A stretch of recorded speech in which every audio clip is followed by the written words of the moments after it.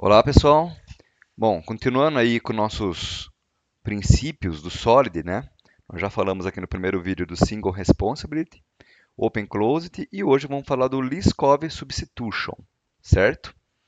Bom, esse princípio aqui, Liskov Substitution Principle, princípio da substituição de Liskov, ele fala, né, que subclasses devem ser substituídas por suas classes bases sem alterar o comportamento do programa, tá?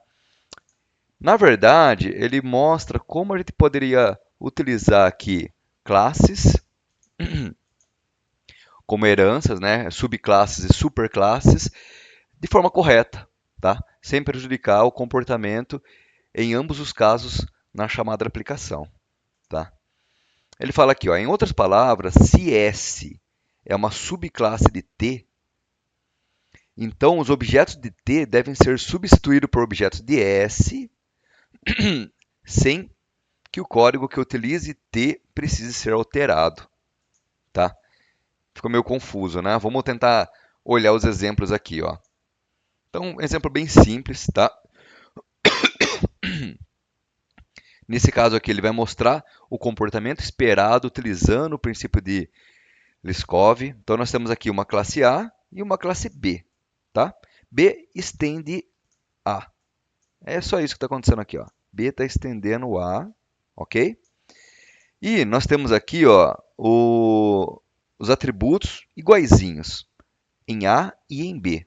Então nós temos aqui um nome, um getName. A única diferença para a gente fazer os testes é que no primeiro ele vai falar que meu nome é A e no segundo ele vai falar que meu nome é B, tá? Mas também tem um atributo nome, getName igualzinho. As duas classes são iguais, só que B estende A. E aqui tem um setName também. Bom, na principal, olha só, que legal aqui, ó. Ele está criando aqui um objeto A e um objeto B, tá? Da classe A e da classe B. E nós temos aqui um imprime nome que recebe como parâmetro aqui um objeto, uma classe do tipo A, certo? E vai executar o getName da classe que está sendo mandada, está sendo enviada aqui.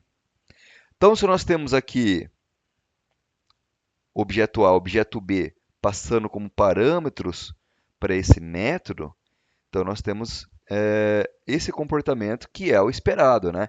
Então imprime nome, então ele está passando o objeto A para cá. Se ele está passando o objeto A para cá, ele vai dar um getName, isto é, ele vai executar esse método que está aqui. Ok, certo? Então ele executou aí, ele está de acordo aí com o princípio de Liskov, né? E o segundo, ele está passando aqui o objeto B para cá, passando o objeto B, então ele está chamando aqui, ó, mandando, executando o getName da subclasse. Então ele vai executar esse getName e vai executar o meu nome é B. Tudo bem? Então a gente está usando, está substituindo aqui a classe, a subclasse pela superclasse e tendo o comportamento esperado. Tudo bem? Então é isso que diz aí o princípio de Liskov. Tudo bem? Esse princípio de Liskov, ele é um pouquinho mais complexo, então eu fui no ChatGPT e preparei aqui, ó, uma, um exemplo que viola, né? Então, por exemplo, nós temos aqui uma classe retângulo e uma classe quadrado que estende retângulo. Você vai ver que o comportamento, quando a gente tenta substituir a superclasse pela subclasse, ele tem um comportamento não esperado, tá? Olha no void main aqui, ó. O retângulo, tudo bem, aqui está certo, instanciando o retângulo certinho. Retângulo 7 é largura, 7 é altura, 5, 10. E chamando aqui, ó, o método getArea. Esse getArea que ele vai executar é justamente esse cara aqui, que vai pegar exatamente a largura e a altura do retângulo e executar de forma correta, ó, tá? Esperado 50, tá certo, esse vai ser o resultado mesmo. 5 e 10, tá? 10 vezes 5, 50. e aí vai ter o comportamento esperado. Aqui, ó, usando a classe quadrado, mas atribuindo a uma variável do tipo retângulo, isto é, você vai substituir a subclasse pela superclasse. E no princípio ele fala que o comportamento tem que estar esperado, tem que ser esperado. Então, nesse caso, não é esperado. Porque o quadrado, ó, ele está dando um set largura de 5, isto é. Então, ó, chamei aqui a classe retângulo, criei um objeto quadrado e passei a subclasse quadrado aqui, tá? Então, eu estou passando aqui, ó, set largura. Então, ele vai executar esse cara aqui, ó, set largura, vai colocar 5 e 5, tá? Então, ele vai mandar esses dados aí para a superclasse. E set altura vai passar 10 e 10, isto é, ele vai substituir a propriedade altura e largura pelas novas configurações que ele passar aqui, que ele está passando aqui. E quando ele executar o método getQuadrado, ó, quadrado.get, tá vendo? Então ele vai executar esse método da superclasse. A superclasse vai ter o que lá? Ela vai ter apenas a largura e a altura, que foi enviado por último, que são esses, tá? Então, ele deveria ter um comportamento como um retângulo, né? Isto é, retornando 50, mas ele vai retornar 100, porque ele vai retornar duas vezes o 10, tanto para a largura quanto para a altura. Então ele até fala aqui que o esperado é 50, mas retorna 100. Tudo bem? Então ele viola aí o princípio. Então, como que a gente arruma isso daqui, né? O ChatGPT ele deu uma solução aqui, ó, mais uma vez usando a interface, tá? Tem a interface forma, onde ambas as classes retângulo e quadrado implementa esse forma, tá? Implementa aqui a interface forma e implementa o método getArea com os parâmetros corretos. Então, no quadrado a gente tem lado que os lados no quadrado são iguais e no retângulo são diferentes, precisa de altura e largura. Então, são implementações distintas, certo? Que ele vai corrigir, né? E quando você for chamar essa, essa classezinha, esse método getArea em ambas as classes, ele vai retornar, aí sim vai retornar o comportamento esperado em ambas. Tudo bem? Então, mais um princípio aí, né? A gente poderia até testar ele aqui no Eclipse, né? Eu tenho ele aqui, vamos ver aqui o LSP, tá vendo? Classe A, classe B, né? Então são as formas corretas aqui, né? Que está sendo esperada. Ah, ele não tem aqui o princípio, tá? Eu poderia até tentar implementar essa violação aqui, ó, é um exercício aí que vocês poderiam estar fazendo, tudo bem?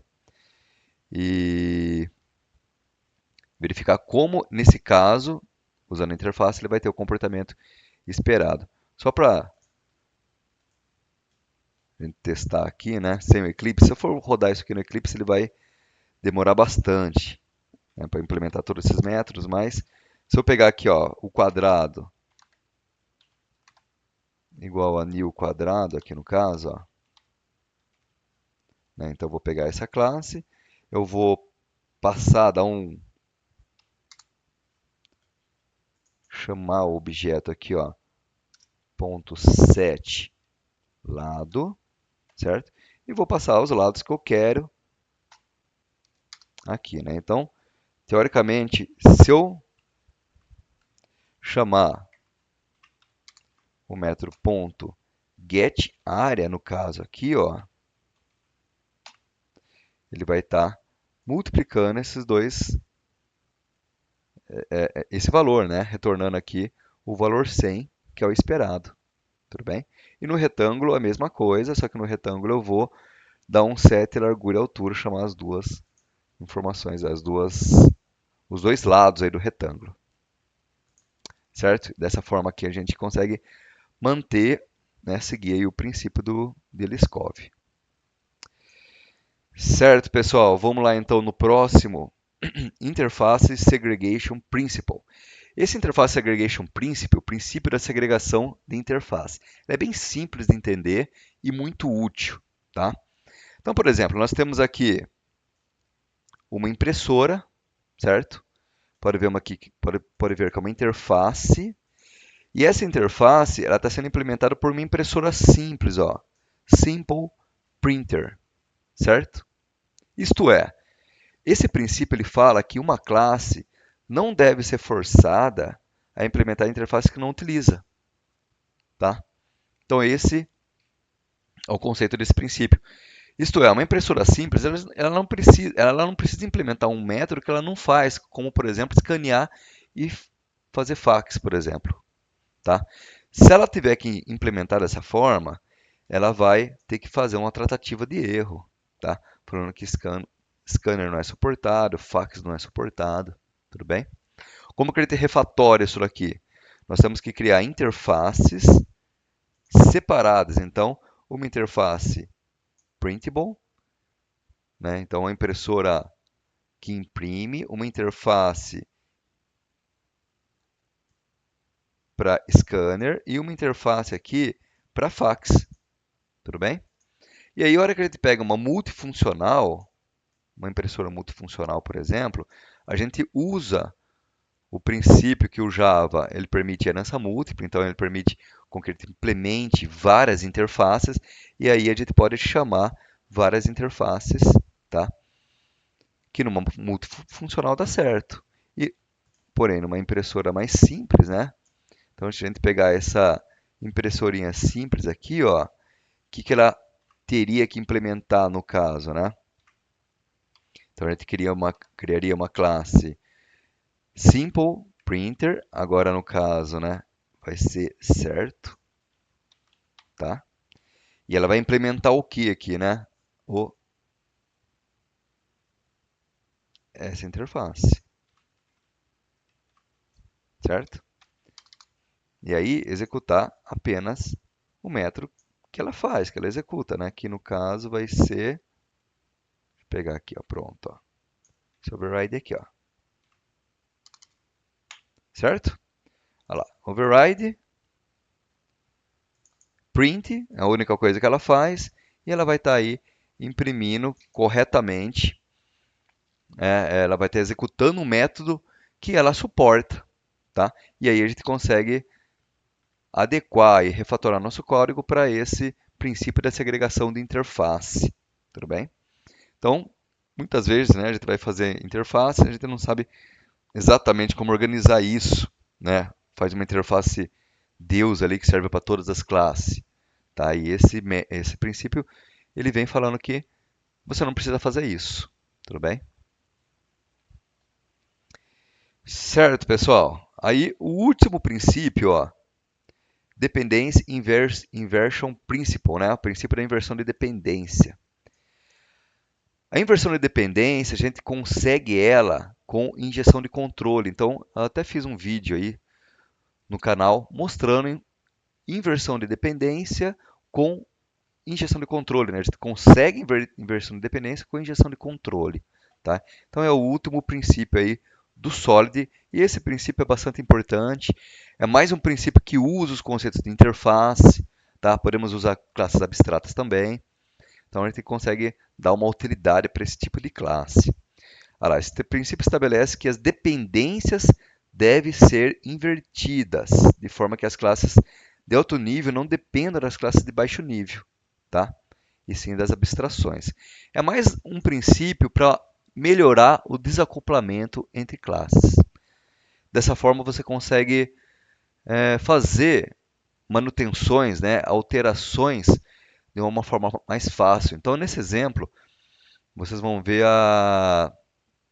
como que a gente consegue alterar um tipo de banco de dados sem mexer nas especificidades da classe, sem mexer em nenhum método implementado dessa classe.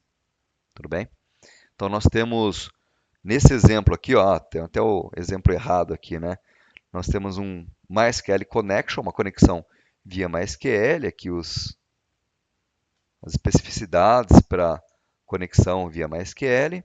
Nós temos um método, uma classe para lembrança de senha, bastante usado aí em sites que precisam de autenticação de usuário. E aqui, ó, nós temos uma ligação, ó, tá vendo? Direto, uma uma dependência direta, uma instância direta aqui da conexão com o MySQL dentro da classe passwordRemember. Isto é, se a gente tiver que mudar o banco de dados desse sistema para Oracle ou para Postgre, por exemplo, você teria que entrar dentro dessa classe e fazer a alteração dessa instância na classe passwordRemember. Tudo bem? E isso é um problema. Então, né, antes a gente fazia toda, né, tinha o primeiro ponto ali, fazia toda a conexão dentro de uma classe passwordRemember, a gente separou a conexão, tá? Mas só isso não é suficiente, porque dentro de cada conexão você tem a chamada dessas instâncias, tá? Então, para melhorar isso, a gente faz uma inversão de controle e faz com que, olha que legal aqui, ó, a gente cria mais uma vez, a gente faz o uso da interface para uma conexão genérica e database connection, tá? Esse database connection ele vai implementar aqui, ó, essa interface em conexões distintas, então MySQL Connection, Postgre Connection, tá? Ambas estão implementando e implementando esse método, essa assinatura de método aqui da interface, tá? Em ambos os métodos, tudo bem? Então, no password remember, a gente tem aqui, ó, olha só, a dependência é injetada via construtor. Então, a gente tem o conceito design pattern de injeção de dependência. O que que é injeção de dependência? Ó, eu estou injetando aqui, ó, no construtor. Esse cara aqui é o construtor, ó. Password remember. Então, eu estou injetando aqui, ó, esse construtor, certo? DB connection e executando, ó, esse DB connection aqui, ó, o que que vai acontecer? Ele vai receber aqui, ó, uma conexão pronta, uma classe concreta com a instância já dessa conexão. E aí, eu passo para esse DB connection aqui, ó, né, para a variável que eu criei dentro da classe password remember, a conexão correta, ok? Que é a classe concreta. E aí, no caso, ele vai poder fazer a checagem dessa senha, tá? Conectando aí com o banco de dados e executando a lógica aí para verificar a senha. Tudo bem? Então, para executar esse cara aqui, ó, o que que a gente faria, né? Mais uma vez, nosso bloco de notas aqui, né? Então, a princípio, né? A gente poderia fazer uma instância desse cara aqui, ó, né? Olha lá. Vamos instanciar ele aqui, certo? Vamos dar um new, nome da classe. Vou deixar ele aqui em cima, ó. A classe está meio comprida, né? Certo? Só que aqui, ó, ele está recebendo aqui uma conexão concreta, certo? Então, eu já vou ter que passar essa conexão concreta aqui. Como que eu faria isso? Ó? Pegaria a minha interface, tá? Criaria um objeto da minha interface e aí eu especificaria qual que vai ser a classe concreta que vai implementar essa interface. Então, por exemplo, o Postgre aqui, ó. Certo? Uma vez implementado o Postgre, eu vou passar a minha classezinha aqui, ó, esse objeto aqui, ó, aqui para dentro do meu da minha classe passwordRemember, tudo bem? E aí ele vai executar esse tipo de conexão, de checagem de senha, utilizando aí a classe concreta que eu enviei, que é a conexão via Postgre aqui em cima, certo? Vamos ver se a gente tem aqui esse exemplo aqui ó, tá vendo? Deep. Olha só. Vamos apagar tudo isso aqui, ó. Então nós temos aqui a interface, método não implementado, a interface do Postgre aqui, olha lá, conexão via Postgre, certo? Nós temos o password remember certo, que ele tem aqui a classe, a interface, tá? E a checagem aqui, da senha e tudo mais. Vamos tentar até fazer o seguinte, ó. Vou colocar aqui, ó.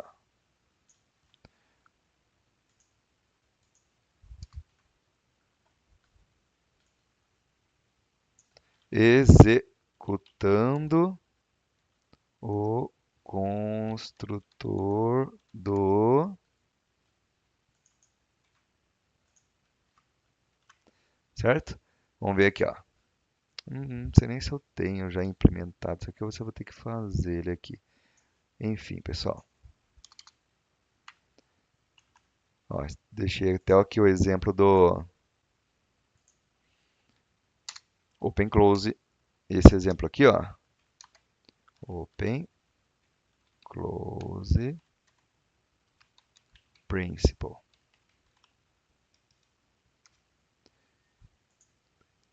Certo? E aqui a gente vai executar esse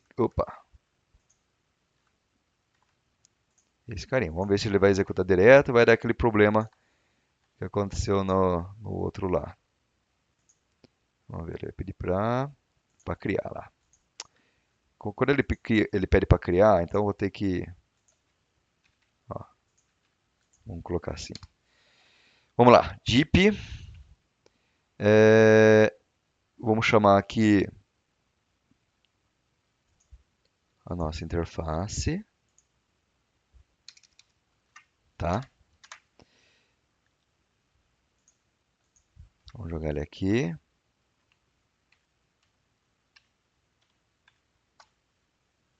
Instância na interface, pediu para importar, beleza, reconheceu ele ali. Vamos passar a classe concreta, então no caso a gente vai mandar o Postgre, beleza, ele já executou ali. Agora a gente vai executar o deep password remember, certo? Tá, vamos criar um objeto aqui com o mesmo nome, ó.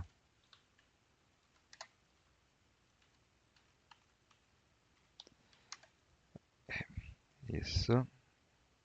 Remember, certo, tá bom. Igual a new. Vamos colocar aqui. Não, tem que colocar esse cara aqui, né? Ele criou um nome aqui. Tá? E vamos passar esse objeto aqui para ele.